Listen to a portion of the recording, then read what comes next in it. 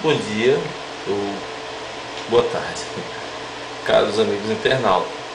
Bom, o assunto que a gente vai tratar hoje, ainda dentro da sociologia, é a questão do fato social. O que é um fato social, né? O que nós podemos considerar quando a questão dos grandes pensadores, os percussores, vão tratar a sociologia como uma grande ciência, a mais nova ciência, aí dentro principalmente dentro do currículo escolar. E aí, apesar do Conte ter sido o pai, ser considerado o pai da sociologia, nós temos um grande homem, uma grande pessoa que vai se apresentar como um dos seus primeiros grandes teóricos, o teórico da sociologia. E para entender um fato social, é preciso entender o Émile Durkheim. O Durkheim também é francês, dentro da linha de raciocínio. Ele é um sociólogo francês, nascido em Épinal, em 1858, e falecido em Paris, em 1917.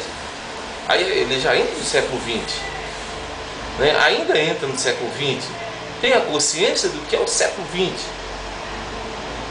É herdeiro da questão ainda do Conte. Ele herda o positivismo a partir da afirmação de que os fatos sociais devem ser tratados como coisas,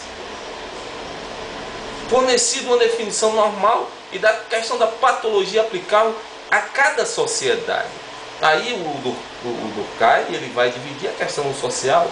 Ele vai dizer que cada indivíduo, o indivíduo ele não tem escolha, ele nasce dentro da sociedade, ele é obrigado a falar aquela língua, porque ele nasce ali. Então ele não tem essa escolha. A questão da cultura, a questão das vestes. Então é um amparato de coisas. O Durkheim ele vai revolucionar e vai ser um dos grandes teóricos da sociologia. E aí em 1895 Durkheim publica as regras do método sociológico, onde define com clareza o objeto da sociologia. O objeto da sociologia são os fatos sociais, que é assim, os fatos, os acontecimentos da sociedade. Durkheim define os fatos sociais atribuindo três características interessantes.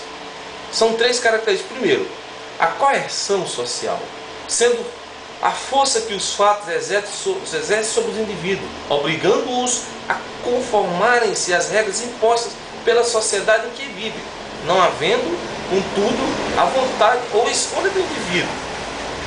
Tal força manifesta-se quando o indivíduo adota determinado idioma.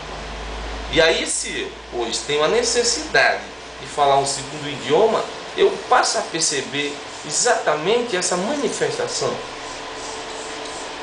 do fato social.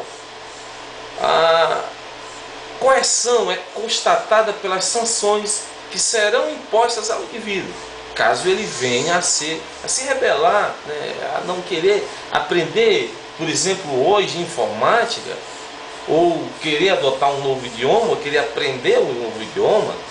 O currículo escolar hoje pede essa questão.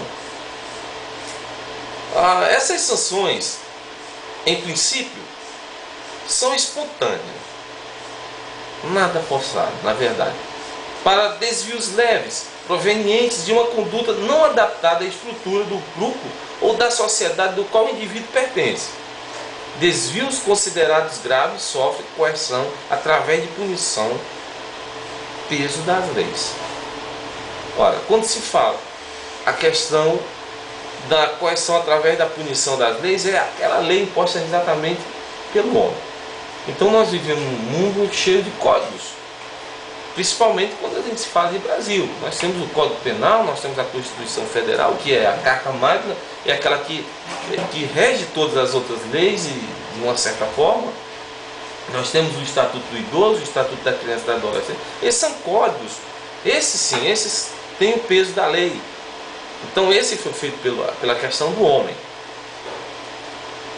Essas regras são transmitidas através da questão da educação.